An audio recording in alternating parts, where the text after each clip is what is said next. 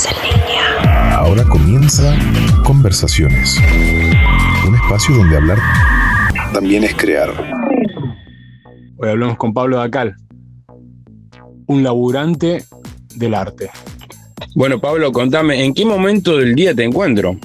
Bueno, en el mediodía serrano, está muy nublado, amanecimos con tormenta, lo cual es una bendición en estas épocas, y pensando en que llegue el momento de la comida, tarde o temprano. ¿Y cuál va a ser el menú de hoy? ¿Tenés idea o es sorpresa? No sé, tengo unas lentejas y unas mezclas ahí, me estoy por ir de acá de las sierras, por allá a arrancar la gira, así que voy agotando las provisiones. ¿Vos tenés casa ahí o estás con lo de algún amigo? No, tengo una casa en Capilla del Monte, acá en el medio de la montaña. Vengo a leer todo lo que no puedo leer en el año, a pensar ideas, a mirar el paisaje y desarrollar lo que voy a hacer después en la jungla ciudadana. Repasando un poco tu carrera y viendo cómo te has movido en tu vida, no me sorprende absolutamente nada que tengas una casa y que te vayas ahí a relajarte. Qué linda carrera que tenés, Pablo. Bueno, lo agradezco. Sí, prefiero llamarlo trayectoria, ¿viste? Carrera me da como un vértigo que no... Es verdad que ha sido bastante vertiginosa, pero siempre traté de no correr, justamente. Bien, y se nota. Ok, no le decimos carrera, le decimos trayectoria. ¿Te consideras un laburante de la música? Bueno, sí, sin dudas. Laburo por y para ella. Pero bueno, también para otros lenguajes, ¿no? Porque hace tiempo que estoy muy vinculado con la escritura, también un poco con el cine. La música, bueno, es, qué sé yo, es el lenguaje en el que más metí las patas hace mucho tiempo y finalmente todo lo pienso desde ahí. Me doy cuenta que abordo todos los otros lenguajes con un criterio musical. Sí, me considero un laburante de la música, como decía. Bien. ¿Y de dónde nace eso? ¿Cómo viene? ¿En tu casa hubo siempre música? ¿Te nació a vos? ¿Cómo nació esa parte tuya que hoy es tan importante, no? Bueno, vivimos creo yo, en una zona del mundo bastante musical, ¿no? Es verdad que por ahí en todas las casas no sucede, pero creo que muchas, al menos. América tiene eso, y el sur de América, el Río de la Plata, es un gran puerto, ¿viste? Y tuve la fortuna de crecer en una casa muy, muy estimulante. Mi viejo es un hombre de teatro, lo ha sido toda su vida, y yo me crié circulando entre las piernas del teatro callejero, digamos, en los 80, y crecí en un momento muy álgido, ¿viste? Cuando yo arranqué la escuela, cuando arrancaba la democracia, qué sé yo, entonces de alguna manera salí a las calles cuando la democracia ya se iba a pique. Bueno, digamos que seguía presente como sigue presente ahora, pero así tan degradada, ¿no? Pero ese crecer en un país que volvía de alguna manera a pensar en términos de libertad, y a ver qué hacía con ello, fue muy poderoso, porque entonces, bueno, vi el nacimiento de las radios, de las bandas, de la movida de los 80, después salir al país. La verdad es que la música nos acompañó de una manera muy virtuosa, me parece. Entonces no queda más que rendirle tributo. Y cuando veías a tu viejo actuar, ¿tenías ganas de estar ahí? ¿Tenías ganas de ser como él? ¿O tenías ganas de proyectar algo más? No sé, viste, a veces uno con los padres calculo que se identifica en algún punto, ¿no? Y más cuando tiene una luz de escena y hay gente a su alrededor aplaudiéndolo. ¿Qué sentías? ¿Querías eso vos? Un poco sí, de todas maneras mi viejo no actuaba, ha actuado muy poco, mi viejo dirigía. Entonces, en realidad lo que me contagió de una manera muy intensa fue la idea de grupo, ¿sí? Mi viejo tenía un grupo que justamente en los términos en los que estamos hablando se llamaba Teatro de la Libertad, año 82 en adelante. Entonces, de repente ver a ese grupo de flacos y de chicas, que ahora entiendo eran muy jóvenes, tenían 20 y pico, ¿viste? Para mí eran viejos, pero claro, eran gente como muy vital, que en la mitad del espacio público, así en el centro de las plazas o en los cruces de esquinas, en San Telmo, en el Parque Centenario, de repente empezaban a los gritos a contar una historia y se juntaba un montón de gente. Y sí, eso me parecía apasionante y eso ha asignado muchísimo de lo que he hecho después. Una idea de ir hacia el público y no pensar una estrategia empresarial para seducir al público con tu zanahoria, digamos, sino más bien la idea de cargar el baúl con todos tus trastos, afinar la guitarra a como se pueda y empezar a cantar, digamos. El grupo de teatro de mi viejo no estaba ligado al punk para nada, digamos, era un grupo, qué sé yo, que tenía su raigambre en la tradición del teatro independiente, el teatro militante, ¿viste? Pero bueno, yo combiné todo eso con cierta urgencia eléctrica y con ese campo modernista, digamos, que se abre en los 80. Digamos, estamos señalando los 80 porque es donde yo me abría al mundo, ¿no? En realidad, este país y este mundo tiene también pero sobre todo conteniéndonos en la Argentina, si querés, bueno, hay una tradición musical, artística, cultural enorme que es muy previa a los 80. Pero bueno, ahí hay un momento, una confluencia importante, un vórtice notorio, ¿viste? Bueno, yo viví eso y de alguna manera eso es lo que cuento. Bien.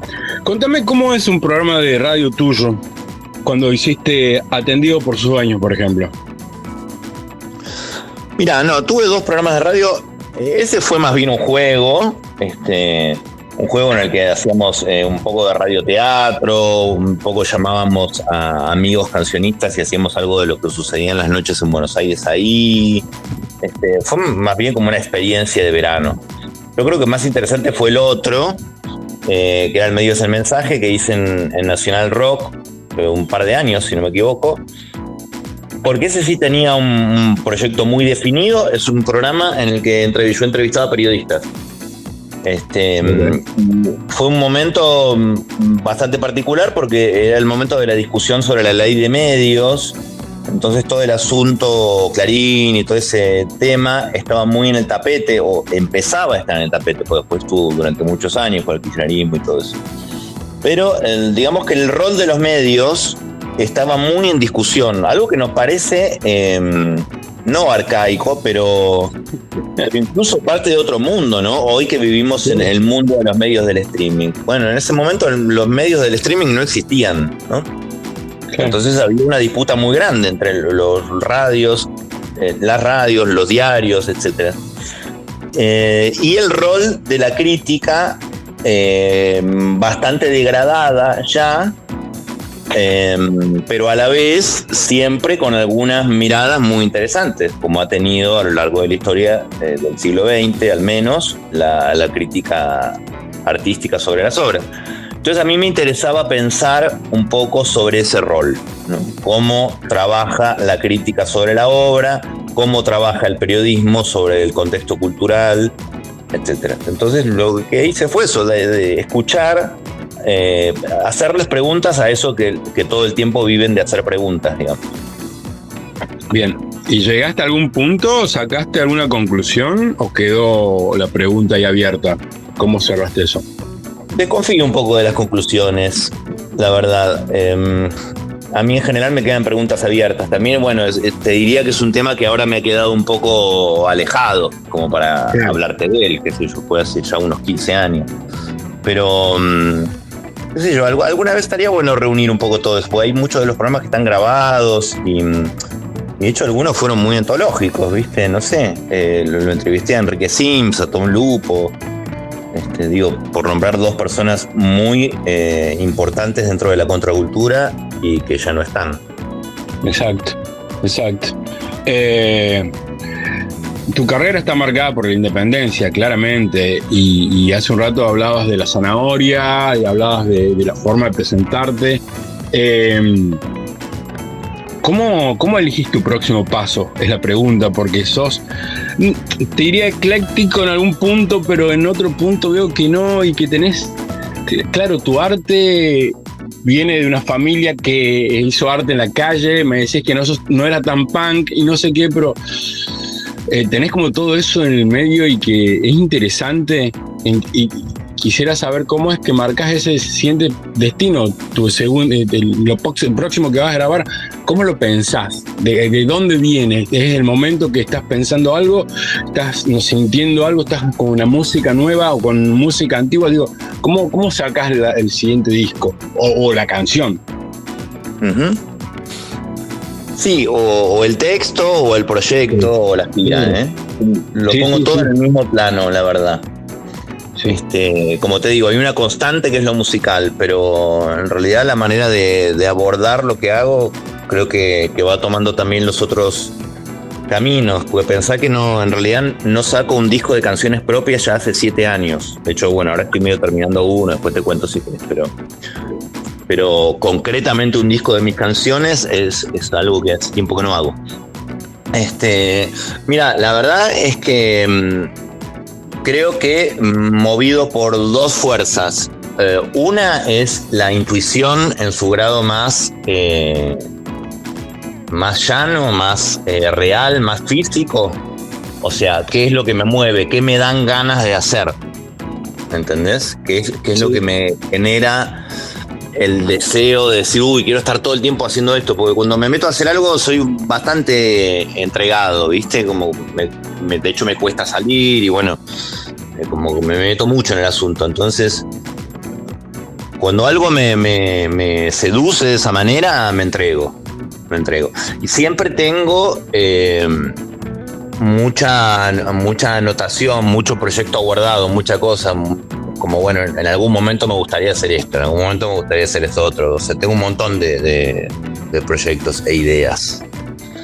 Sí, a veces me los olvido, ¿viste? Y de repente aparece uno, agarro un cuaderno, empiezo a leer y digo, ¿por qué no hacer esto? Pero bueno, en gran parte es eso. Y en gran parte lo que me preguntabas antes. Bueno, soy un laburante de la música, es así. Entonces también un poco voy siguiendo lo que se presenta. ¿Entendés? De repente, qué sé yo, me llaman para hacer tal cosa, o alguien me propone tal cuestión, o no sé, me doy cuenta que hay un terreno propicio para hacer no sé qué, y bueno, voy con eso, ¿entendés? No lo pienso tanto. Perfecto. Bueno, contame un poquitito y vamos cerrando y ya te libero. Con lo que tenés nuevo ahora, o sea, me estás diciendo que estás cerrando un disco o estás en eso. Sí, no, estoy en plena confección del nuevo álbum, que se llama Del Otro Lado.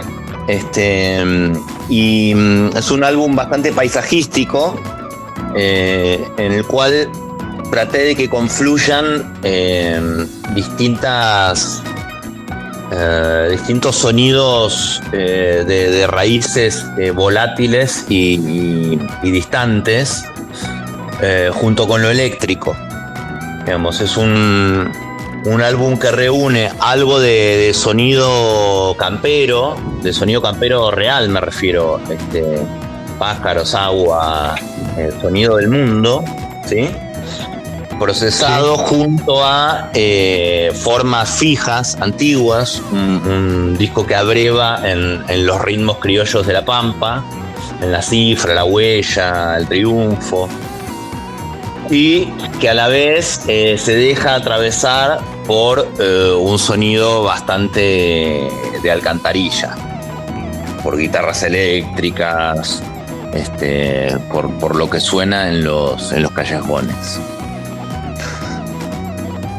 Junté esas tres cosas y estoy intentando observar el otro lado de las tradiciones, te diría. ¿Viste? Si la tradición nos quieren hacer creer que es una especie de mochila a la que debemos rescatar y rendirle tributo, bueno, yo creo que no. Creo que la tradición es algo que nosotros construimos y que nos puede rescatar a nosotros, en realidad. Eso que nosotros encontramos cuando movemos las piedras de cualquier valle es lo que puede descubrirnos otra forma sensible, otra manera de atravesar el mundo, otra manera, si querés, también de construir, de seguir y de continuar con el intento de construir un país que se empeña en destruirse continuamente. Qué loco, qué país hermoso que tenemos. Pero tenemos un país de buena gente, realmente. Es como el eslogan ese que usaban en algún momento, pero nada, que eso no tratamos. A veces es frustrante. Bueno, Pablo, un enorme placer haber hablado con vos. La verdad que esta nota la estaba esperando hace mucho tiempo y para mí eras una incógnita, y la verdad que desde que te escucho siempre me ha gustado y tenés una relación tan frontal, amable, no sé, viste, y te cargas toda esa independencia encima, y no sos una persona más porque en el mundo artístico hiciste un nombre a base de trabajo y todo eso, y que, no sé, es tan bonito, y la verdad que dan ganas de escucharte, y siempre es lindo hablar con alguien que así como vos. Así que bueno, viejo, desde acá en No Mames te dejamos un abrazo. Todo lo que se tenga que decir del show que vas a estar presentando en Córdoba lo vamos a decir, no te preocupes. Lo importante era charlar y que la gente te escuche un poquito también. Muchas gracias, de verdad muy, muy divertido y gustoso charlar con vos. Excelente, abrazo grande. Bueno, un abrazo muy fuerte. Esto fue Conversaciones, un proceso abierto, aunque la transmisión se apague. Estás en línea. Seguinos en Instagram, @nomamesesradio.